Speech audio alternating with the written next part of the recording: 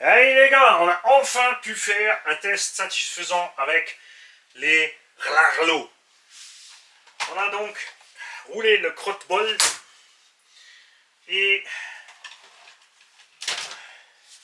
j'ai oublié son nom de celui-là. C'est pas écrit dessus. Bon, ben, le boogie. Testé en 2S avec un vrai système radio. Je vais donc contacter encore une fois Rlarlo pour leur faire le compte rendu de ce test avec un vrai système radio. On a mis une radio Obao, donc Etronix avec un variateur séparé. Ça marche d'enfer. On a une vraie VMAX. On a évidemment une conso assez balèze à cause de l'étagement trop gros par rapport à LC Racing. Vous allez le voir. Sur le skatepark avec une 2S là-dedans et une 2S dans le bousier. Où est-ce qu'il est ?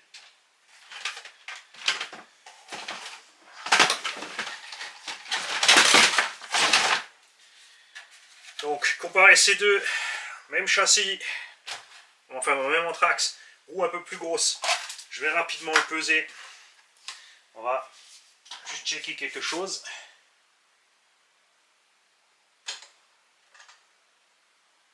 Donc 920 grammes à vide pour le buggy. 970 grammes la LC Racing malgré la coque renforcée beaucoup plus grosse et les gros pneus. Donc déjà là, tu vois une énorme différence de qualité de matériel. C'est la même chose entre Arrma et Obao. Arrma Typhon est une enclume face à un VS2. Pour ces mêmes raisons, tout comme le Coralie machin bidule, le Python Coralie est une enclume aussi.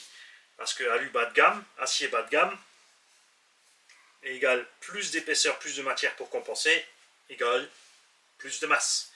Plus de masse égale un poil plus stable en motricité, selon ta suspension, mais égale plus de conso à l'axel, et plus de conso au freinage, plus d'inertie du véhicule aussi en l'air. Résultat, on a roulé, je crois, un petit quart d'heure avec ça, et plus de 20 minutes avec ça, avec la même batterie, dans les mêmes conditions. Celui-là, par contre, va... Enfin, j'ai cru, au moment où je me suis mis sur le truc, je me suis dit, ouais, il va quand même beaucoup plus vite. Et résultat, pas vraiment. Mais il doit quand même aller un poil plus vite, parce que les sauts, sur les sauts, il a décollé plus méchamment. Les pneumatiques, définitivement merdiques. Là, on a été content. Et là, du coup, comme ça, il fonctionne à merveille. Il faut dire que là, il y a quand même le châssis et tout, le carbone, il pèse quand même une blinde parce que le poids vient de la transmission. Tout simplement. Transmission full en acier, là, beaucoup plus lourde que celle-là. Je vois que ça. Les cales de train qui sont en poil plus grosses, là, bah non, elles sont en carbone aussi. En tout cas, ça a résisté. Ah, il y a une petite roulette et le pare-choc au cul. Lui, il en a deux, des pare-chocs. Voilà. C'est pas le même tarif. Enfin si, celui-là était à 200, non maintenant celui-là il va passer à 270. On a 70 € d'écart entre les deux. Celui-là tu sors la boîte, ça roule. Que ce soit le buggy, le truggy, le C, t'es content. Là, donc avec le système radio merdique, ça met une baffe. Parce que s'ils avaient un bon système radio, ok. Mais il faut quand même encore des pneus. Donc le moteur un poil gros, un poil trop puissant, ils ont voulu faire sur VMAX, machin, c'est rigolo, c'est vrai, j'ai mis 3S, le speedrun est filmé, ça fuse, tranquille, 80. Et c'est gérable avec une vraie radio. La radio d'origine, t'es mort. Le crotte-bol, avec le système brushless 2500 kV à capteur, donc hors de prix, ça double le prix du véhicule, il s'en sort. En 2S, c'est sympa, va bien. En 3S, il gère tranquille aussi. Et on est sur un skatepark, malheureusement après ma gamelle, je me suis enfoncé mon porte-clés qui est une boule de nacre de billard de 8, grande comme ça, entre la mur et ma cuisse. J'ai un joli nion, mais j'ai cru avoir pris une béquille en fait. C'est comme quand Gigi me met une béquille pour rigoler. Ouais, elle fait ça, c'est une petite brique. C'est quand je la taquine trop. Elle me dit arrête, arrête, et moi je m'arrête pas, donc forcément, je m'en prends une. Alors, te dire qu'elle était morte de rire quand elle a eu le SMS. Les pneumatiques, excellent. Comme dit un poids lourd, le moteur énorme à charbon là-dedans, ou même maintenant le brushless 3650 l'alourdissent à mort. On vient de dire 970 grammes.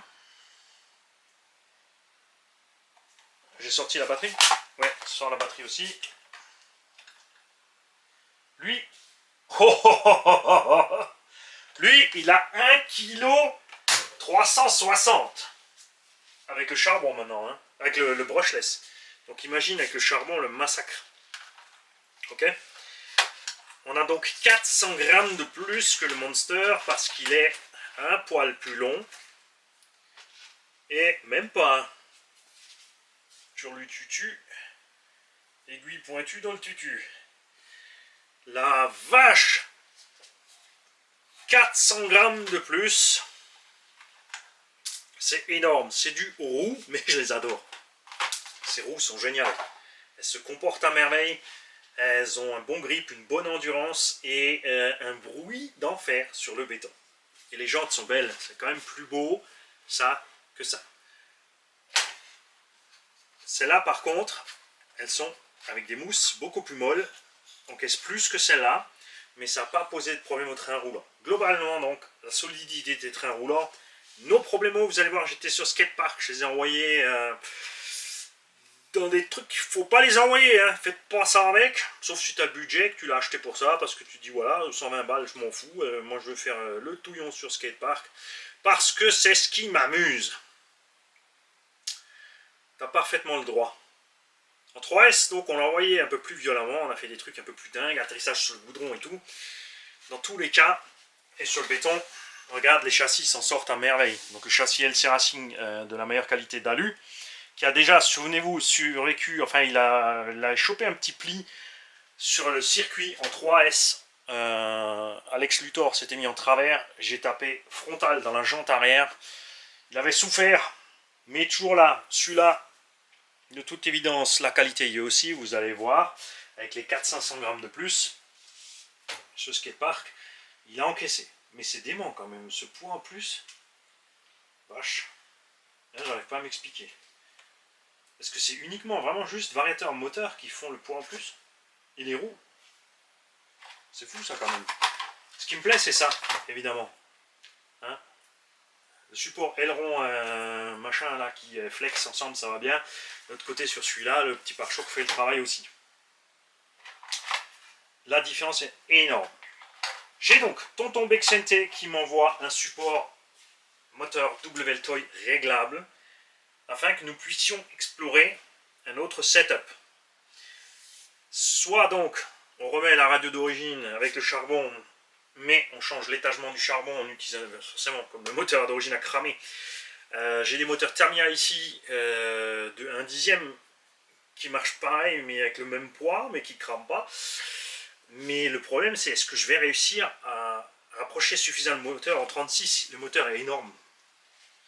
Donc ça pose un problème. Ou est-ce que je vais réussir à monter un petit brushless comme ça parce qu'il nous en reste avec un étagement qui sera plus adapté à la machine.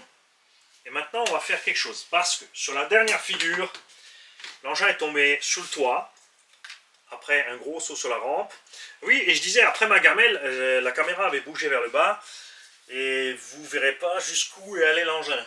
Vous allez voir, il décolle de, je crois qu'il quitte la caméra à 1,50 m, 2 mètres au-dessus de la rampe.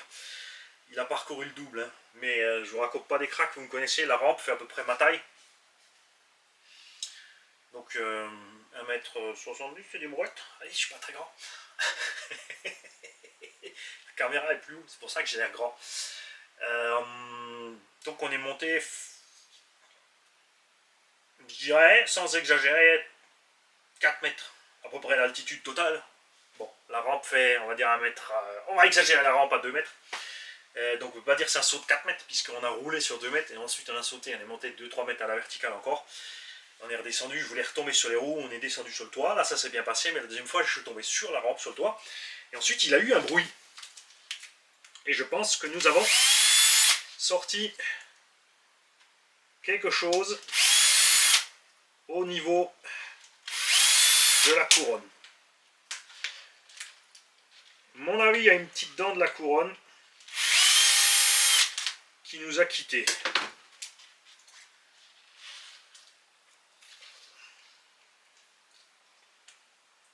Ouais, là ça accroche.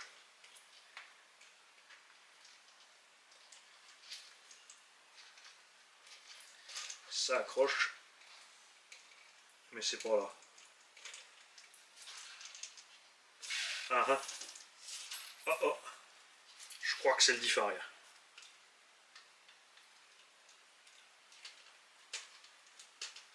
Non, j'ai beau le freiner. C'est quoi cette histoire? Bon. Bougez pas, on va virer tout le bordel. N'oubliez pas que on a des slippers là-dedans. Le réflexe a 3 diffs. Le réflexe n'était pas avec parce qu'il est parti faire le bonheur d'un abonné. Il y avait un petit budget. Je vais expédier ça sans lui dire avec des lipos en plus. Comme ça, il a tout ce qu'il faut pour rouler.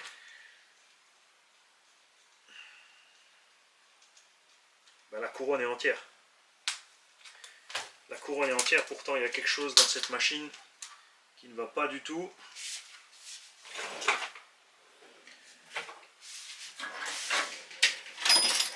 Dans cette vidéo, on pourrait l'appeler autopsie d'un meurtre. Parce que là, c'est pas sa faute. Hein. Le choc était assez violent et ça faisait un moment qu'il était en train de souffrir. De toute façon, je vais virer tout ça. C'est là qu'on va voir aussi niveau dispo des pièces. Comment ça va se passer, à quelle vitesse on va tout avoir. Coupe pas les câbles, Mani. Très bien. Il y a quelque chose là-dedans qui ne va pas. Je vais passer par là, les kikis. Je vais vous enlever là.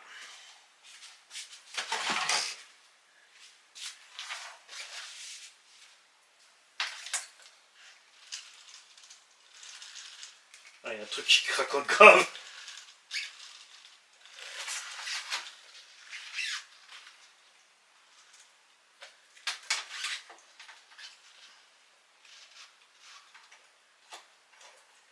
C'est pas les dents qui sautent devant ni derrière.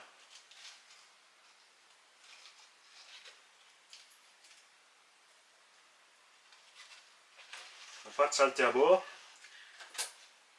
Meilleur scénario, c'était une saleté dedans. Là.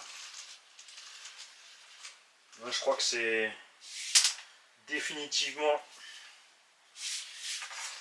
à l'arrière qu'on a fait sauter un truc.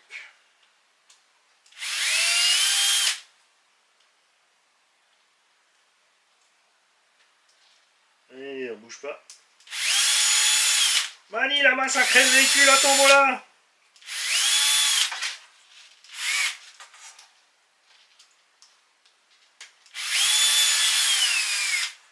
C'est un burrito.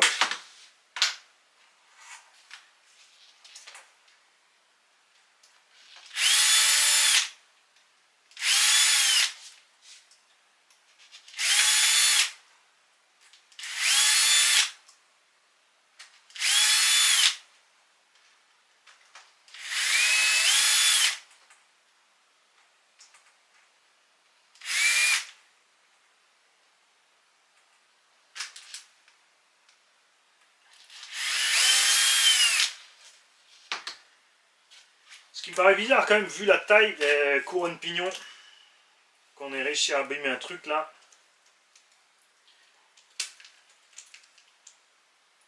Si, il y a une dent qui a sauté.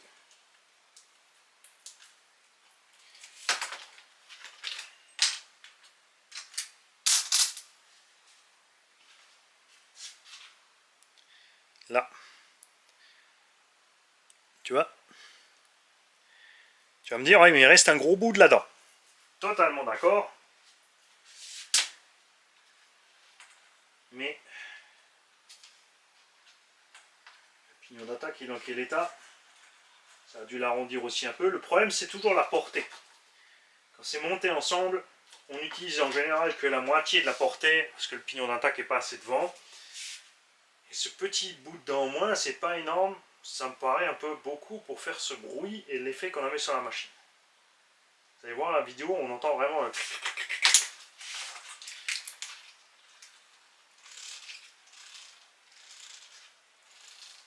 Eh ben voilà, c'est devant.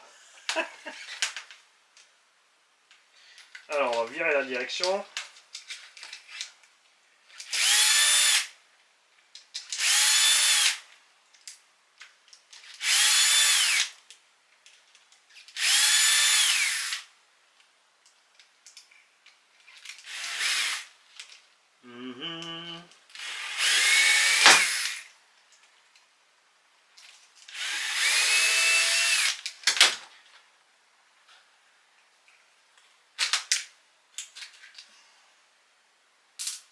Bingo aussi. Les deux. Ça, c'est arrivé sur... C'est très bizarre parce qu'on est tombé. Il faudra que je regarde la vidéo. J'essaierai de vous faire le ralenti. Ah, mais c'est là, regarde.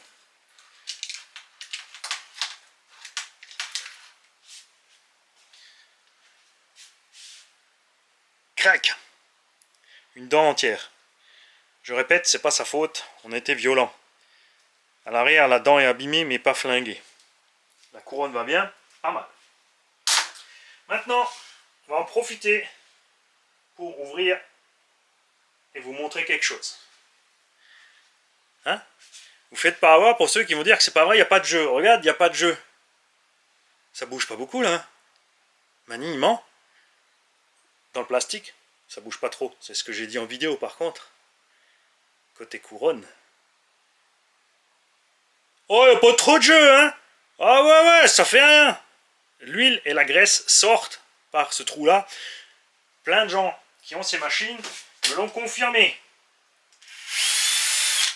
Pas de mystère. Là, on a des vis à tête plate dans des trous fraisés.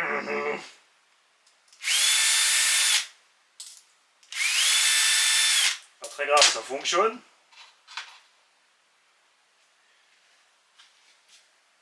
Il n'y a pas de jeu, ça bouge pas du tout, c'est pas vrai. Le planétaire, regarde, il a aucun problème, ça va pas du tout flinguer les satellites. Regarde-moi ça, comme ça se balade là-dedans. Sans déconner. Hein? Écoute. Ah, le micro est là. Écoute voir un peu comme ça gratte, parce que ça se met de travers.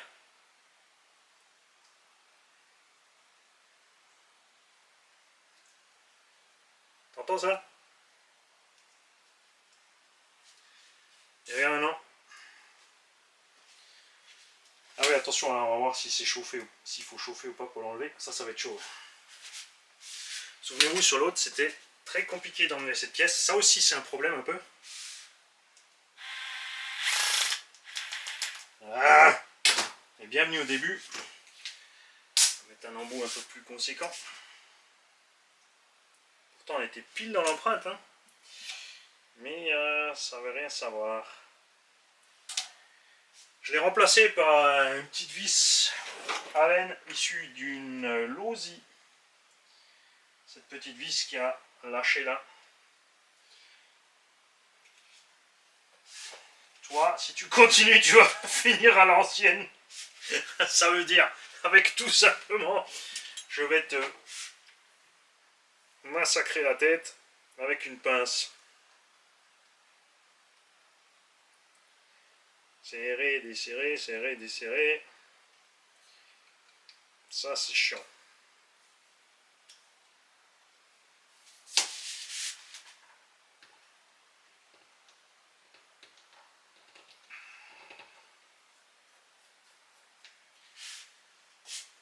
La vis a cassé dedans. Tiens, allez.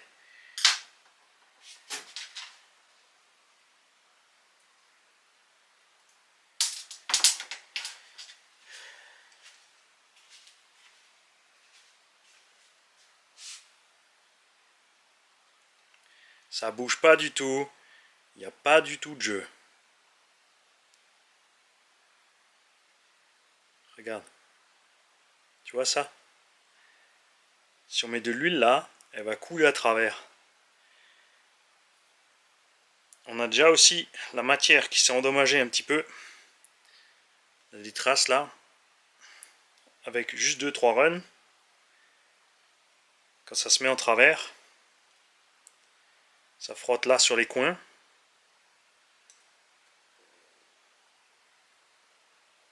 Et devant. Youp. Allô? Là. Tu vois la trace plus claire? Regarde là, la rayure. Pas les méplats, regarde entre les deux méplats la rayure. Tu vois ça? Ça c'est les appuis. Regarde bien ce qui se passe. Je vais maintenir ça et bouger ma couronne. Ou je tiens la couronne et je maintiens ma... Regarde. Hein, ça. Ça c'est pas bon. Ça tient, mais ça va provoquer une usure dans le temps. Ça tient parce que les dents, quand même là, sont assez conséquentes. Et ces petits diffs. Donc ça va. Si maintenant tu te poses la question, ok, j'ai cassé ma vis. Si je mets ça dedans, un huitième aussi, c'est juste posé dessus, ça va nulle part. Est-ce que ça va tenir? Il y a des diffs où ça ira pas du tout. Parce que ça va se balader trop. Et ça va faire un massacre à l'intérieur. Il y a des diffs où ça va tenir. Donc moi, ce que je vais faire, ça tient pas du tout, c'est que je vais commander un diff complet. Peut-être au passage prendre un LC. On verra ça. Et on va remonter ça. Quoique de toute façon je dois commander des pièces de transmis. Donc on va commander tout ce qu'il faut. Il n'est pas prêt de rouler. Regarde, ça bouge pas. Ça bouge pas. Regarde. Oh, il n'y a pas de problème de jeu. Mais non, Mani n'y connaît rien, mécanique. J'ajouterai pas plus. Comme dit, ça tient, mais ça va provoquer une usure plus rapide des éléments intérieurs. Ça, c'est une certitude mécanique. Pas besoin d'avoir un diplôme pour voir ça ou se rendre compte de ça. Et sinon, on est super content de la machine. Cardan, CVD, tout ça a bien tenu. Les noix, regarde, elles ont des petites marques. Bon, après, on l'a cherché en 3S avec un brushless. C'est livré en charbon. De l'autre côté, c'est le même matériel qui est dans le buggy en brushless, mais lui, il a les roues plus petites, plus légères. Je vous le répète, la casse, c'est la faute du pilote. Il allait très fort avec. Ne faites pas ça. Si vous êtes débutant, vous avez un petit budget, vous décidez de prendre cette machine, vous faites ce que vous voulez. Vous le savez. Moi, je vous dis où ça coince pour moi, perso. Après, tu fais tes choix. Ok, je vais prendre le LC, qui est plus cher. Ok, je vais prendre celui-là. Non, je vais plutôt prendre un iBoxing. Je vais prendre la VL Toys. Il y en a 36 000 des engins différents, différentes marques. C'est un peu dommage que ce genre d'engin-là, par exemple, ou la version WL Toy du petit Monster, soit pas équipé avec des combos un peu plus balèzes. Parce que là, on est sur une dimension quand même plus sympa, perso, je trouve. Au même prix, mais c'est livré avec amorto hydraulique, ça avance pas des masses. C'est le genre d'engin qui pourrait avoir quand même une transmission suffisamment solide. Il ne faudrait pas grand chose de plus pour faire un truc vraiment sympa pour les petits avec ces engins-là. Bref, t'aimes le look, t'as pas de raison de ne pas l'acheter. Tu sais où ça coince, tu feras gaffe. Surtout si ton moteur charbon est à température. Vous avez vu aussi, c'est très important. Là, on a roulé dans un skatepark, donc on utilise 20-30% de la puissance, un petit coup de puissance en l'air. Résultat, ça s'est bien passé avec la température à la conso. C'est pas la même chose quand tu es dans le pré en train de rouler à fond. C'est pour ça que je voulais vous montrer les deux. Parce que la première façon dont on a fait les vidéos, c'est la façon dont on roule un petit. Tu files la caisse, tu vois à quelle vitesse ça va, il n'a pas piloté autre chose, donc pour lui c'est rapide, il est content et il reste à fond. Gaz, frein, virage, tout ce que tu veux, et là ça crame.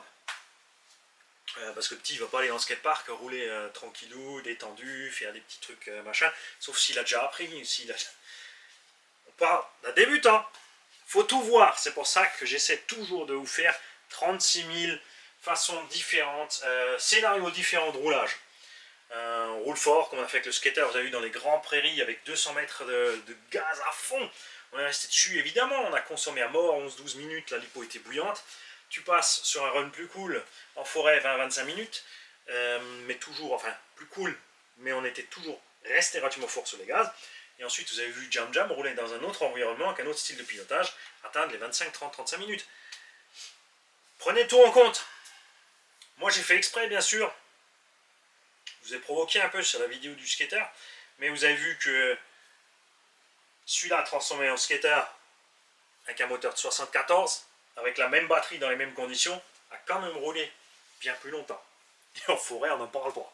Hein, je suis passé de 25 à 35 minutes avec la même batterie, même juste avec le moteur plus gros et les autres roues. Donc il faut tout prendre en conséquence.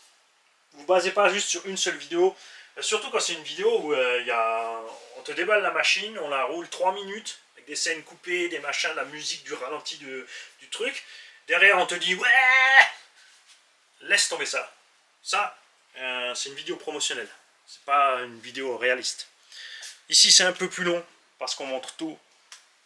On s'étale un peu sur le blabla, mais parce que c'est important que tu aies tous les détails. Prends ton temps, écoute le truc. Prends-le comme un podcast le matin avant d'aller au boulot. Tu mets le son, tu coupes l'image, tout ce que tu veux. C'est pas un guide d'achat, c'est un guide comparo. Regarde les vidéos sur toutes les chaînes, fais-toi ton idée. Moi, je te dis juste où ça peut coincer. C'est à ça que ça sert. La vérité est simple et crue. Ciao les gars.